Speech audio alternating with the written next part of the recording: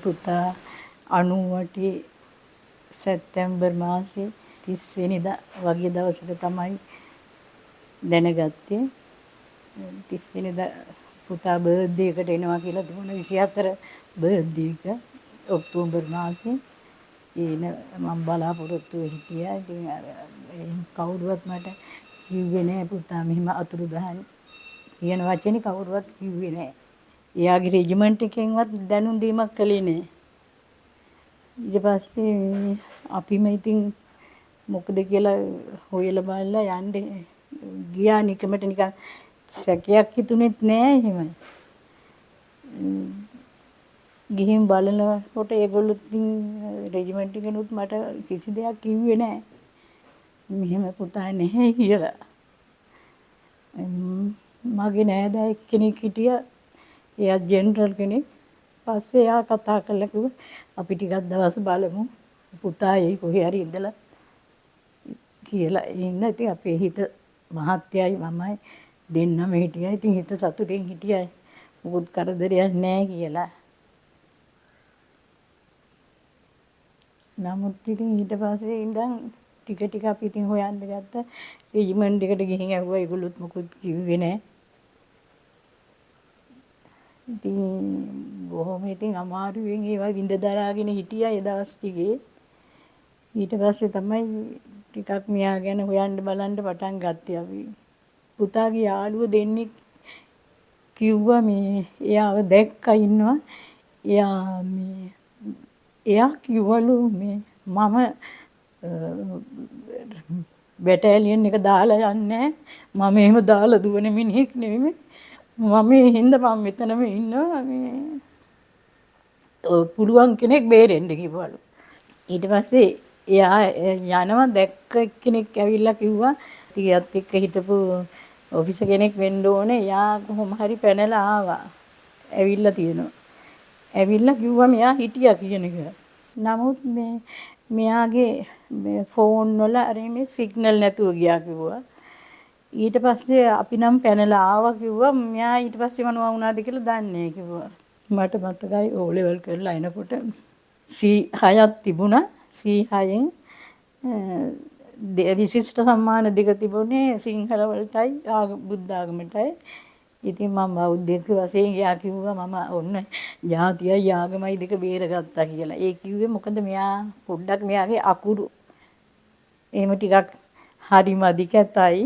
එයාගේ සර් කිව්වලු මේ O level වලදී ක්ලාස් එකටම කිව්වලු ඔක්කොටම මගේ ක්ලාස් එකේ ළමයිට D හම්බ වෙනවා. නමුත් මේ කලන්සූරිය පුතාට D එකක් නම් ෂුවර් කරන්න අමාරුයි කිව්වලු. ඒ තරම් මෙයා ගියා ඉස්සෙල්ලාම රිසල්ට්ස් ආපු ගමන්ම ගියේ සර් ළඟට. සර් ළඟට ගිහින් කිව්වලු සර් මට සිංහල වලට D එකක් තියෙනවා කොහොමද සර් බදාගත්තා කිව්වා පුතා. ඉතින් ඉස්කෝලේ ස්පෝර්ට්ස් අතින් එහෙම ගොඩක් දක්ෂයි. ක්‍රිකට් කළා. එතකොට යා මේ දිවීමේ ඒව තරඟ වලට ඉදිරිපත් වුණා. මම හිතන්නේ සහතික නම් තියෙනවා. මෙච්චර විතර මිටියක් තියෙනවා. හැම ඉස්කෝලවල් වලටම ආදි ශිෂ්‍ය වශයෙන්ද අනිත් ඉස්කෝලවල් වලට ගිහින් ඒවෑන් දිනලා හැම ඉස්කෝලෙකම තරඟ වලින් දිවිලා තියෙනවා. ඉතින් ඒ වගේ හැම දෙයකම පුතා ටිකක් දක්ෂයි. ඒ නිසා ඇත්තෙම මහත්තයා කවදාවත් හිතුවේ නෑ මෙයා හමුදාවට යයි කියලා. ගෙදරින් ගොඩාක් තහංචි තියෙද්දි තමයි ඇප්ලිකේෂන් එකක් දැම්මේ මේකට. ඒ දවස්වල යුද්ධය දරුණු වෙලා තියෙනකොට එයා කැඩෙට් කරලා අම්මා යන්න ඕන කියලා කිව්වා. මෙයා හමුදාවට ගියේ මෙයා ටීචර්ත් එක්ක අම්මා කියලා.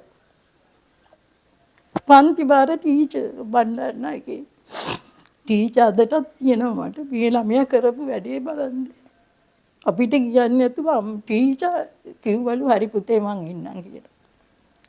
ටීචර් එක්ක තමයි ගිහින් ඇප්ලිකේෂන් එක දාලා මේකට බැඳුනේ. ඊට පස්සේ ඇහුවා දැන් අම්මා අස්සම් කරන්න ඉන්නේ නැති හින්දා තාත්තා ඉද කියලා. තාත්තා බෑ කිව්වා අස්සම් කරන්න. ඊට පස්සේ කිව්වා මට තාත්තා කෙනෙකුත් එක්ක යන්න පුළුවන් කියලා. මේ සර් කෙනෙකුටත් කතා කරලා තිබුණා. ඉතින් ඊට පස්සේ මහත්තයා ගියා මහින්දේ. සොල්දාදුවගේ නෙමෙයිම යන්නේ නිලධාරියෙක් වශයෙන් යන නිසා කැමති වෙන්නේ කියන එක තමයි කිව්වේ. ඒ වුණාට අපි ඇත්තමයි මහත්තයා බිස්නස් කළේ. ඉතින් ඒ නිසා බිස්නස් පැත්තට තමයි මහත්තයා නම්ම ගන්න හැදුවේ මේ ව්‍යාපාරයක් කරගන්නේ ටෙක්ස්ටයිල් කළේ අපි. ඉතින් ව්‍යාපාරයක් කරන්න පිරිමි ළමෙක් ඉන්න ඕන කිව්වා. පස්සේ ව්‍යාපාරي ගොඩක් වෙලාවට දුව තමයි ඊට පස්සේ කරන්න පටන් ගත්තේ පුතා නැති නිසා. හමුදාවට වැඳුනේ 1994.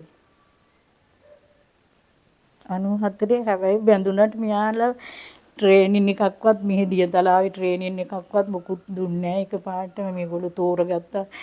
ඒ ලෙවල් සහතික වලින් තෝරගත්ත ගමන්ම කොහොම හරි මෙයා පාකිස්තාන් යවුවා. සතියක් ඇතුළත පාස්පෝර්ට් හදලා ඔක්කොම කරලා ඊට පස්සේ පාකිස්තාන් ට්‍රේනින් එක හම්බුණා. ඊට පස්සේ ඉන්දියාවට ආවා. ඉන්දියාවෙන් ට්‍රේනින් එක හම්බුණා. ඉතින් ඒ ට්‍රේනින් හම්බෙලා අවුරුදු දෙකකට පස්සේ තමයි 96 ලංකාවට ඇවිල්ලා පරන්තෙන් වලට ගියේ. වැඩි කාලයක් හිටියේ නෑ. 96 සැප්තැම්බර් මාසේ තමයි එයා මැයි මාසෙත් ආවා, ජුනි මාසෙත් ආවා ගෙදර. ඇවිල්ලා ජුනි මාසේ මෙයාට කහවුණ හැදිලා තිබුණා. ඒත් ඉතින් ඇවිල්ලා මම බලන්න ගියා රෙජිමන්ට් එකට. සිංහ රෙජිමන්ට් එකේ අත මම බලාපොරොත්තු වුණා අවුරුදු 98 2002 අවුරුදු 20ක 2009 වෙනකම්ම බලාපොරොත්තු තියාගෙන හිටියා. ගොඩක්ම මේ මුකක් මම හිතන්නේ මේ ලංකාවේ අපිතරම් සාත්‍තර හපු නැති එකම තැනක්වත් නැහැ. ඒ තරම් මුළු ලංකාව වටේම ගියා අහන්නේ.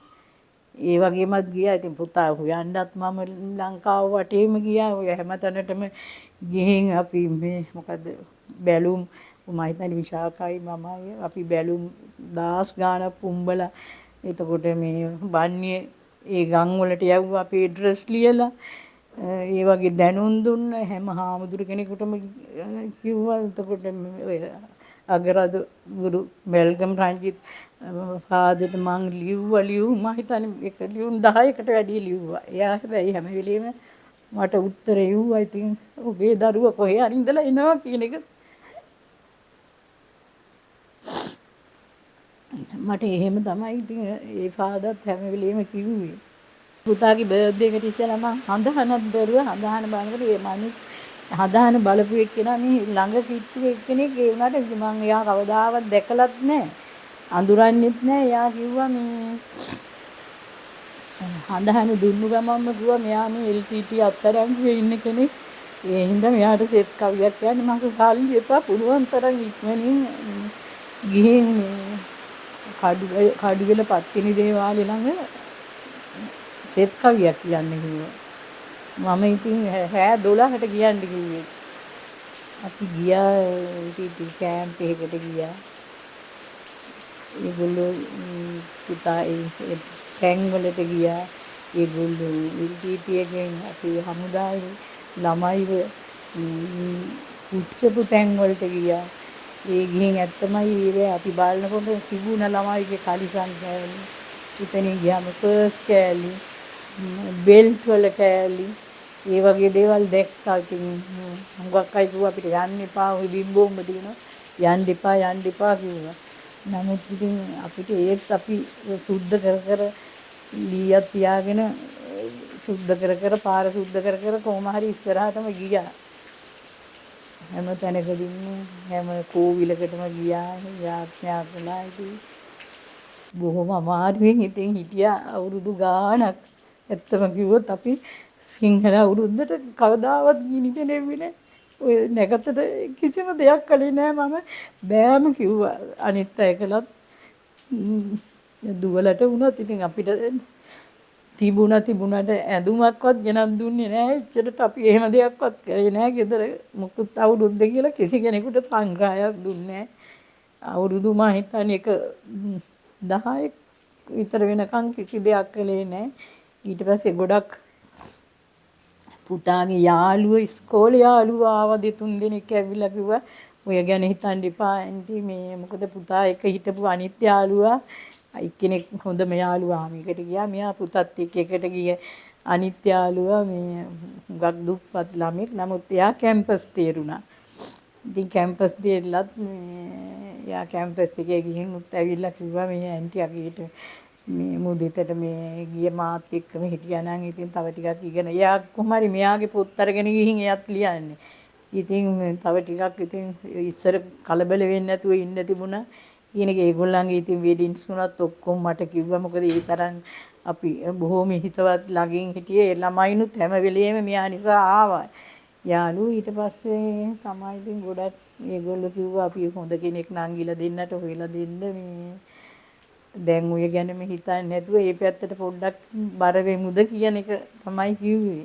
එයාලා දෙන්න නම් ඉතින් ඒක පිට කළේ නෑ. ඉතින් හිතින් දරාගෙන හිටියා හුඟක් පොඩි දුව නම් මේ ඉගෙන ගත්ත එයා ඕ ලෙවල් කරන අවුරුද්දේ තමයි පුතාගේ ප්‍රශ්න ආවේ. ඒත් ඉතින් ඕ ලෙවල් වලට එයා හොඳට මුහුණ දුන්නා. අමාරුවෙන් ඒ මාස 3 ඉතින් මං කිව්වා මොකද අයියාගේ බලාපොරොත්තු තිබුණා මේ පොඩි නංගි කොහොම හරි හොඳ තැනකට එනවා කියලා. එයා කියලාත් තිබුණා මේ කවදාවත් දේශපාලඥයෝ පස්සේ යන්න එපා. ඔයාම ඉගෙනගෙන ඔයාම රස්සාවක් හොයාගන්න ඕන කියලා නංගිට දැනුමුතුකම දීලා තිබුණා. එයා ඒක පොඩ්ඩක් හිතේ තියාගත්තා. ඇත්තම කිව්වොත් දැන් මේ ලොකු දුවගේ පුතා ඒක හරිම හාස්කමක්. මෙයා හරියටම 1974 ඔක්තෝබර් 24 වෙනිදා මට පුතා හම්බුනේ. ලොකු දුවගේ පුතා 2004 ඔක්තෝබර් 24 යාට බබා හම්බුනේ.